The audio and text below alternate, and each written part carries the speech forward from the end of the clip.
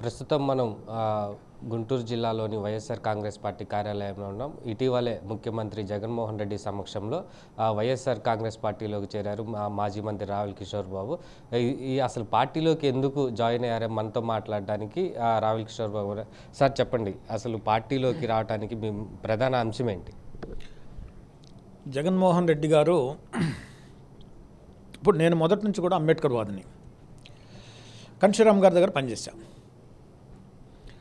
So Ambedkarism కన్షీరామిజం ఏంటంటే majority ప్రజలు ఎవరైతే ఉన్నారో ఎస్సీ ఎస్టీ బీసీ మైనారిటీ ప్రజలు, మెజారిటీ ప్రజలు, పేద వర్గాలు, ఈ మెజారిటీ ప్రజలకు అధికారం రావాలి, మెజారిటీ ప్రజలని ఆదుకోవాలి, వాళ్ళు ఆర్థికంగా రాజకీయంగా సామాజికంగా అన్ని రంగాల్లో ముందుకు వెళ్ళాలి.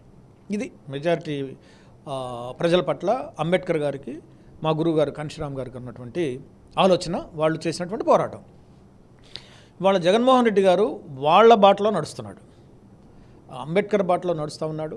కన్షీరామ్ గారి యొక్క ఆశయాల్ని మీరు ముందుకు తీసుకెళ్తా ఉన్నారు. ఏంటది? పేద వర్గాలైనటువంటి ఈ మెజారిటీ ప్రజల్ని మనం ఆదుకోవాలి, వాళ్ళకి విద్య, వైద్య, ఆరోగ్యం, గృహ నిర్మాణం కానీ, ఆర్థిక స్వావలంబన కానీ అన్ని రంగాల్లో వాళ్ళని అభివృద్ధి చేయాలి. ఇప్పుడు ధనవంతులకి వాళ్ళు ఎలాగో వాళ్ళు అభివృద్ధి చెందుతూ ఉంటారు. బట్ ఈ వర్గాలు అభివృద్ధి చెందాలి అంటే ప్రభుత్వం వాళ్ళని ఆదుకోవాలి. ఇవాళ జగన్మోహన్ రెడ్డి గారు ఈ వర్గాలకి చేతునిస్తూ ఆసరాగా ఉంటూ అండగా ఉంటూ మెజారిటీ ప్రజలైనటువంటి ఎస్సీ ఎస్టీ బీసీ మైనారిటీలకి అండగా నిలబడతా ఉన్నాడు. ఇది నేను ఒక అంబేద్కర్ వాదిగా, కన్షీరామ్ గారి శిష్యుడిగా నేను ఆకర్షితున్నయ్యాను. ఎందుకంటే నా వాదం కూడా, నేను మొదటి నుంచి పోరాటంలో కూడా నా ఎజెండా కూడా ఎస్సీ ఎస్టీ బీసీ మైనారిటీలను ఆదుకోవాలనేటువంటి ఆలోచన. సో నా ఆలోచన, నాలో ఉన్నటువంటి అంబేద్కరిజం నేను కన్షీరామ్ శిష్యుడిగా జగన్మోహన్ రెడ్డి గారిలో చూస్తున్నాను. ఆయన అంబేద్కర్ బాటలో నడుస్తూ ఉన్నాడు, పేద ప్రజలను ఆదుకుంటున్నాడు. అందుకు ఆయన పార్టీలో చేరి, అంటే వైఎస్ఆర్సీపీ పార్టీలో చేరి ఆయన నాయకత్వంలో ఈ అంబేద్కరిజాన్ని ముందుకు తీసుకువెళ్ళాలని చెప్పేసి నేను పార్టీలో చేరాను. అంటే ప్రధానంగా ఒక వైఎస్ఆర్ కాంగ్రెస్ పార్టీలో ఎస్సీ ఎస్టీ దళితుల్ని కేవలం ఓటు బ్యాంకింగ్గానే చూస్తున్నారు, వారికి ఎటువంటి పదవులు కూడా ఇవ్వలేదని చెప్పి టీడీపీ నాయకులు ఆరోపిస్తున్నారు. దీన్ని ఎలా చూడొచ్చు? అది దాంట్లో వాస్తవం లేదు. ఎందుకంటే ఏనాడు కూడా పెద్దవారు చంద్రబాబు నాయుడు గారు ఏ రోజు కూడా ఆయన క్యాబినెట్లో ఎస్సీలకి 2 కంటే మంత్రి పదవులు ఇచ్చేవాడు కాదు. 2 అవి కూడా వెల్ఫేర్ ఇచ్చేవాడు. అంటే వెల్ఫేర్ అంటే ప్రజల దృష్టిలో అప్రాధాన్యం అని చెప్పేసి. ఇవాళ అదే జగనన్న ప్రభుత్వాన్ని చూస్తే 5 దళితులు మంత్రులుగా ఉన్నారు. హోంమంత్రిత్వ శాఖ ఇచ్చాడు, ఎక్సైజ్ ఇచ్చారు, మున్సిపల్ అడ్మినిస్ట్రేషన్ ఇచ్చారు. ఇవి ముఖ్యమైనటువంటి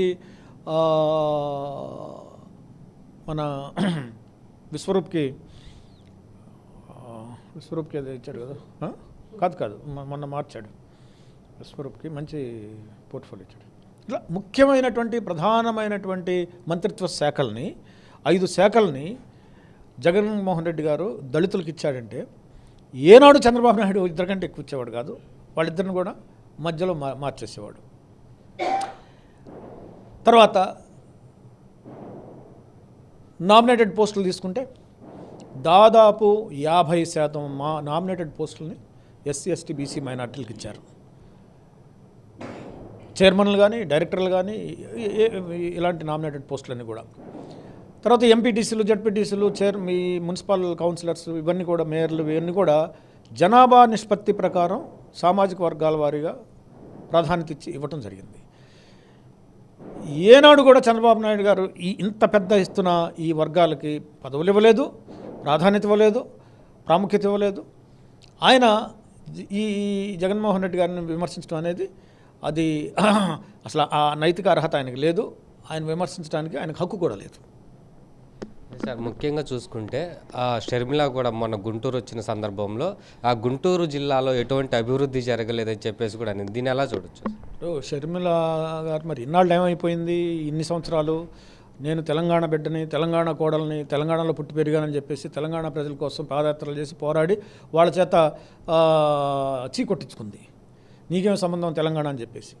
ఇవాళ వచ్చి సడన్గా అక్కడ పనికి రాకపోతే ఇక్కడికి వచ్చి సొంత అన్న మీద పోరాటం అనేది ఏ అన్న?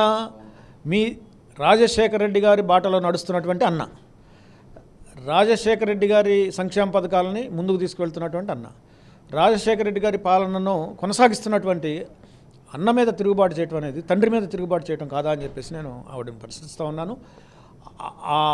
అంటే రాజశేఖర రెడ్డి గారి మాట పదే పదే వాడుతూ రాజశేఖర రెడ్డి గారి బాటలో నడుస్తున్నటువంటి కుమారుడి మీద సొంత అన్న మీద దాడి చేయటం, ఉద్యమించడం అనేది ఇది ప్రతిపక్షాలతో కుమ్మక్కై వాళ్ళతోటి వ్యక్తిగత కక్షలను తీర్చుకోవడానికి ప్రతిపక్షాలతో కుమ్మక్కై చేస్తున్నటువంటి ఒక కుట్ర రాజకీయం తప్ప మరొకటి కాదు. ఇప్పటికే కొంతమంది నాయకులు వైసీపీ పార్టీ నుంచి కూడా వెళ్ళిపోతున్నారు బయటికి. ఇది రేపటి రోజున ఎన్నికల్లో ఏమైనా ప్రభావం చూపే అవకాశం ఉంటుందా? ఇప్పుడు ప్రజలు వైసీపీ పార్టీ పక్షాన ఉన్నంతకాలం నాయకులు వచ్చినా వెళ్ళినా పెద్ద దానికేమీ ప్రభావం ఉండదు. ఎందుకంటే అంతిమంగా ప్రజలు న్యాయ నిర్ణేతలు, ప్రజలు కదా ఎన్నుకోవాల్సింది, నాయకులు కదా. నాయకుడికి ఒకే ఓటు ఉంటుంది, ప్రజలకి కోట్ల ఓట్లు ఉన్నాయి. సో ప్రజలు జగన్ గారి ప్రభుత్వానికి సమర్థించినంతకాలం, ఆయన పక్షాన ఉన్నంతకాలం నాయకులు వచ్చినా పోయినా అంత పెద్ద విశేషం ఏమి ఉండదు, ప్రభావం ఏమి ఉండదని చెప్పేసి మేము భావిస్తున్నాం.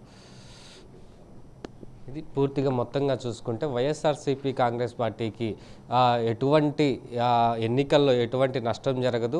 ఎస్సీ, ఎస్టీ, బీసీ మైనారిటీలు ప్రతి ఒక్క ప్రజలు కూడా వైఎస్ఆర్ కాంగ్రెస్ పార్టీకి అండగా ఉంటున్నారని మాజీ మంత్రి రావెల కిషోర్ బాబు తెలిపారు.